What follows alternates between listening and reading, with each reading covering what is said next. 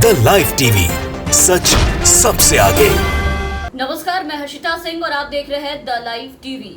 यति नरसिंहानंद सरस्वती, ये नाम तो आपने सुना ही होगा। पिछले कुछ वक्त से काफी चर्चा में है ये नाम, और अगर नहीं सुना तो हम आपको बता देते हैं इनके बारे में। यति नरसिंहानंद सरस्वती यूपी के डासना देवी मंदिर के जाने माने महंत हैं, जिसमें एक समुदाय विशेष के बच्चे आसिफ को मंदिर से पानी पीने पर बुरी तरीके से पीटा गया था। ये महाशय ऐसे पुजारी हैं जो हमेशा खुलेआम एक समुदाय को गाली गलौज करने, उन पे विवादित, भड़काऊ और बहुत ही ज्यादा अभद्र टिप्पणी करने के लिए जाने जाते हैं। मेरे देश में मुसलमानों से इतनी ज्यादा नफरत है कि ये आए दिन उनके खिलाफ मुंह से जहर उगलते हुए आपको दिखाई दे देंगे। हर बार उनको लेकर के अमर्यादित और आपत्तिजनक जो टिप्पणी है वो करते फिरते हैं, चाहे ये जहां भी जाए वहां पर मुसलमानों का जिक्र जरूर करते हैं। और इस बार जो बयान इन्होंने दिया है वो सुन के शर्मा जाए और ये सोच में पड़ जाए कि एक पुजारी और महंत की भाषा इतनी घटिया कैसे हो सकती है।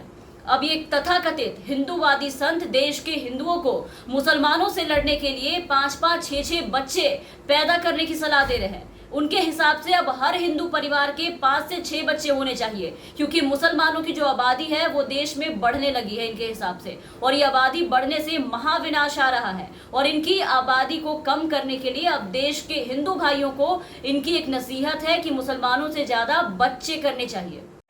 अपने परिवार को बढ़ाए। हर हिंदू परिवार में कम से कम 5 या 6 बच्चे होने चाहिए, क्योंकि जिस तरह से मुसलमानों की जनसंख्या का अनुपात बढ़ रहा है ये महाविनाश ला रहा है। और हर हिंदू को शस्त्रधारी होना चाहिए।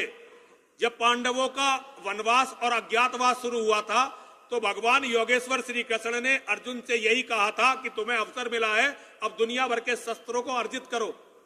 मैं आज उन्हीं का आदेश हिंदुओं को सुनाता हुआ घूम रहा हूं। हिंदुओं को हर तरह के शस्त्र रखने चाहिए, परिवार को मजबूत बनाना चाहिए, परिवार को बढ़ाना चाहिए। यही मेरा हिंदुओं के लिए संदेश है। सभी हिंदू गीता पढ़ें और भगवान के अनुयायी बने। केवल बैठकर भगवान का नाम न जपते रहें, बल्कि जैसे कर्म भगवान ने करे थे ऐसे कर्म करके दिखाएं। यही मेरा सारे हिंदुओं से अनुरोध है। श्री यति नरसिंहानंद सरस्वती जी, इनके नाम में भले ही सरस्वती है लेकिन बोली बिल्कुल घटिया और बहुत ही अमर्यादित है। इनको हर मुसलमान में जिहाद नजर आता है, यहाँ तक कि देश के पूर्व राष्ट्रपति एपीजे अब्दुल कलाम, जिन्हें आज पूरा देश सलाम करता है और उनको आदर्श मानता है, उनके राह पर चलना चाहता है, वो भी इस महंत को जिहादी लगते हैं। अभी बीते महीने की ही बात है, अलीगढ़ में पत्रकारों के बीच नरसिंहानंद ने ये कहा था कि मुसलमानों को कहीं भी पढ़ा लो, बनेगा तो एक जिहादी ही। देश में शीर्ष पद पर काबिज कोई भी मुसलमान भारत समर्थक नहीं हो सकता है, और कलाम भी एक जिहादी थे। इतना ही नहीं, इस तथाकथित हिंदूवादी संत ने दिवंगत एपीजे अब्दुल कलाम पर डीआरडीओ प्रमुख के तौर पर पाकिस्तान को एटम बम का फॉर्मूला बताने का आरोप लगाया था, और इन्होंने ये दावा किया था कि कलाम ने राष्ट्रपति भवन में एक ऐसा प्रकोष्ठ बना रखा था जहां कोई भी मुसलमान आ सकता था, शिकायत कर सकता था अपनी, और इनको ये जानकारी थी कि अफजल गुरु और कलाम दोनों मिले हुए थे। मुसलमान चाहे कहीं भी पढ़ा लो, वो बेसिक तो जिहादी रहता है। अब्दुल कलाम भारत का राष्ट्रपति बना, लेकिन वो नंबर 1 का जिहादी था। पाकिस्तान को एटम बम के फार्मूले अब्दुल कलाम ने दिए। ये अफजल गुरु की जमानत, वो जो दया याचिका थी, कांग्रेस जैसी सेकुलर सरकार ने भी नहीं भेजी। सारे प्रोटोकॉल को तोड़ के केवल 48 घंटे के अंदर अफजल गुरु की मां और पत्नी से जो है और बेटे से अब्दुल कलाम ने भेंट की थी। अब्दुल कलाम ने वहां एक सेल बनाई थी राष्ट्रपति। आप अभी गूगल पे ढूंढिए अब्दुल कलाम और अफजल गुरु का जो है संबंध, गूगल पे ढूंढिए, तब आपको समझ में आना शुरू होगा। उसके बाद फिर आप रिसर्च करिए, फिर आपको समझ में आएगा कि मैं क्या कह रहा हूं। पाकिस्तान से लिंक की बात की आपने। देखिए, ये एक बहुत वैसा वो है, और मैं इसके बारे में ज्यादा नहीं कहना चाहता, लेकिन फिर भी आप सर्च करिए ना। आप सर्च करेंगे तो आपको सच का पता चलेगा कि कितने वैज्ञानिकों की हत्या हुई जब अब्दुल कलाम भारत का राष्ट्रपति था और डीआरडीओ का चीफ था। कितने हिंदू वैज्ञानिक मारे गए और उनकी क्या कैसे कैसे मारे गए, जब ये आप सर्च करेंगे ना तब आपको बहुत सारी ऐसी सच्चाई पता चलेंगी जिन्हें मैं कहना नहीं चाहता। अब आप इन सारी चीजों से, आप इसी से इस बात का अंदाजा लगाइए कि इस इंसान के अंदर एक समुदाय के लिए कितनी नफरत, कितना विष भरा हुआ है। ये लोगों के सामने हर वक्त आप देखिए कि एक समुदाय को किस तरीके से टारगेट करता है, उन्हें खत्म और मिटा देने की बात करता है, हर वक्त उल्टे सीधे बयानबाजी करते हुए दिखाई देते हैं। और अब इनका ये कहना है कि मथुरा में कृष्ण जन्मभूमि, अयोध्या का राम मंदिर, काशी विश्वनाथ के साथ साथ और भी जितने भी हिंदुओं के धार्मिक स्थल हैं, उन सबको जिहादियों ने तोड़ा था। हिंदूवादी लोग संगठित नहीं हुए तो 2029 तक भारत में एक जिहादी ही देश का प्रधानमंत्री के रूप में प्रतिनिधित्व करेगा। इसलिए देश भर में संत महंतों से चर्चा कर हिंदुत्व को जगाया जा रहा है, क्योंकि भारत में जिहादियों की संख्या में लगातार इजाफा हो रहा है।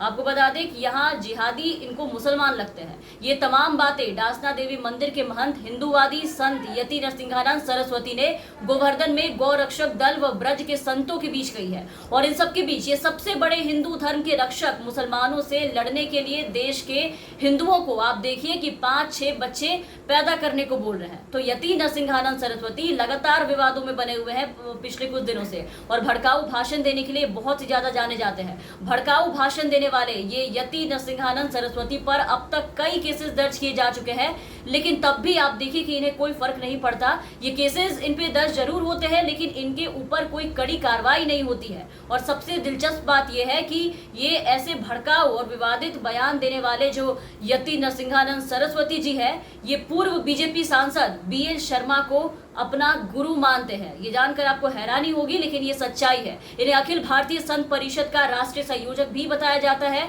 ये तस्वीर आप देखिए जो हम आपको दिखा रहे हैं, आपकी स्क्रीन पर जो तस्वीर है, यति नरसिंहानंद के साथ केंद्रीय मंत्री गिरिराज सिंह, बीच में भाजपा के BL शर्मा है और पीछे सफेद कमीज और गमछे में यति का सबसे करीबी और हिंदू फोर्स का संस्थापक दीपक सिंह हिंदू है।